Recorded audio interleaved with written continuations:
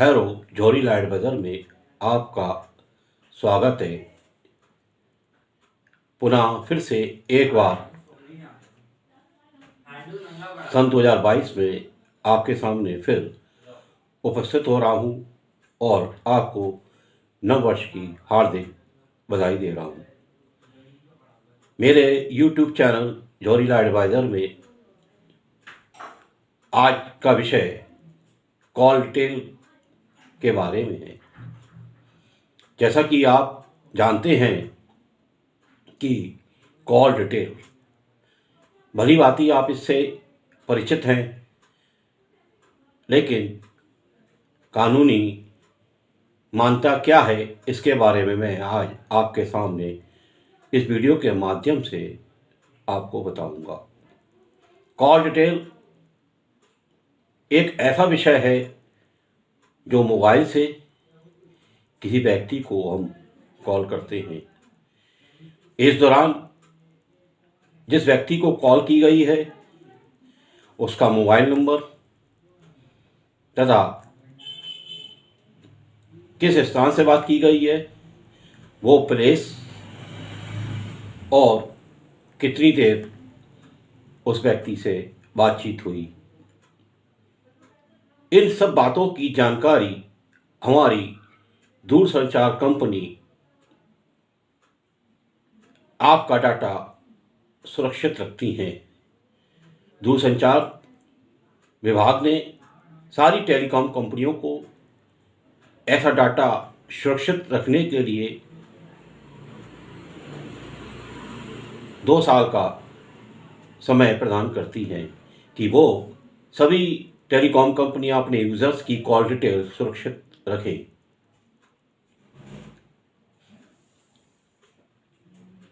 और ऐसी call detail सारी कंपनियां 2 साल तक अपने यूज़र की कॉल डिटेल सुरक्षित रखती हैं।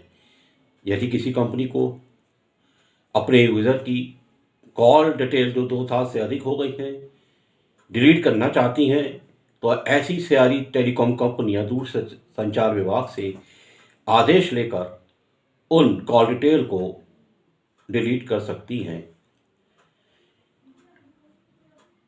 जैसा कि कॉल डिटेल के बारे में हम आपसे बातचीत कर रहे हैं, इसके बारे में आगे क्या क्या चीज़ें जो सुरक्षित रखी जाती हैं आपको भी पता होना चाहिए। अगर आप किसी व्यक्ति की कॉल आई तो उसका नंबर जिस स्थान से आई उस जगह, प्लेस, लोकेशंस के बारे में तथा जिस व्यक्ति से बातचीत हुई, कितने समय हुई, कितने मिनट बातचीत हुई, सारी डिटेल कॉल कंपनियां अपने पास सुरक्षित रखती हैं। ये कॉल डिटेल कंपनियां सुरक्षित रखती हैं, लेकिन कोई भी टेलीकॉम कंपनी किसी की भी वॉइस रिकॉर्डिंग नहीं रख सकती हैं, क्योंकि किसी भी व्यक्ति की कॉल वॉइस रिकॉर्डिंग सुरक्षित रखना कानूनी अधिकार टेलीकॉम कंपनियों को नहीं है, क्योंकि निजता के अधिकार का उल्लंघन होता है। अब कानूनी बात क्या है मैं आपको बताता हूँ। अगर कोई ऐसा क्राइम हो गया है जिसमें मोबाइल से किसी व्यक्तियों से कोई बातचीत हुई है और वो बातचीत उस अपराध का विषय में शामिल है, तो वो व्यक्ति की कॉल डिटेल एक पुलिस अधिकारी टेलीकॉम कंपनियों से मंगाकर जांच कर उस व्यक्ति के विरुद्ध चालान करके मुकदमा कायम करा सकता है। अब जहाँ तक प्रश्न है कि न्यायालय क्या कॉल डिटेल के बारे में जानकारी हासिल कर सकती है, ये बहुत अहम विषय है। ये जानकारी हम सभी को होना चाहिए किसी भी आपराधिक मामले में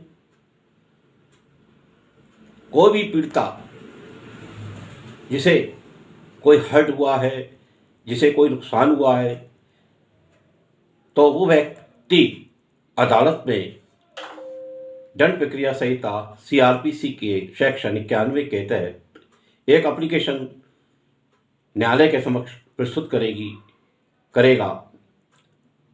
न्यायालय उचित समझता है कि इस अपराध के संबंध में कॉल डिटेल मंगाना न्यायोचित है, तो वो न्यायालय उसकी एप्लीकेशन को स्वीकृत करके उस टेलीकॉम कंपनी से कॉल डिटेल मंगाएगा और देखा गया कि वो अपराध का विषय में किस तरीके से सुसंगत है। दूसरी बात, कॉल डिटेल सिविल मामलों में, दीवानी मामलों में भी मंगाई जा सकती है। अगर कोई भी वादकार, पक्षकार किसी भी प्रकार से कोई बातचीत हुई है और वो कहता है कि फलां व्यक्ति से हमारी बातचीत हुई, फलां व्यक्ति से हमारी बातचीत हुई, तो वो भी सिविल प्रोसीजर कोड CPC के तहत ऑर्डर 16 रूल 7 के अंतर्गत एक एप्लीकेशन माननीय न्यायालय में प्रस्तुत करेगा और बताएगा कि हमें फलां व्यक्ति की कॉल डिटेल फलां तत्वों को सिद्ध करने के लिए आवश्यकता है। तो न्यायालय अगर उचित समझता है तो वे टेलीकॉम कंपनी से उस व्यक्ति की कॉल डिटेल मंगाएगा और देखेगा। भारतीय साक्ष्य अधिनियम में कॉल डिटेल को मान्यता दी गई है और एक एविडेंस के भांति उसे न्यायालय मानता है। अब प्रश्न उठता है कि कोई भी व्यक्ति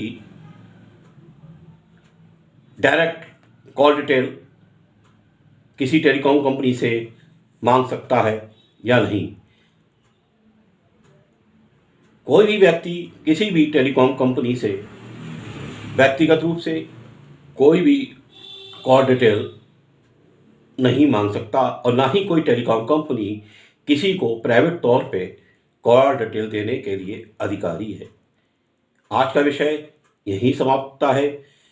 आपसे हम फिर मिलेंगे एक नए विषय के साथ, एक नई चर्चा के साथ। अगर आपको ये विषय अच्छा लगा हो तो मेरे जौहरी लॉ एडवाइज़र वीडियो चैनल को सब्सक्राइब करें और समय समय पर नई जानकारी प्राप्त करते रहें।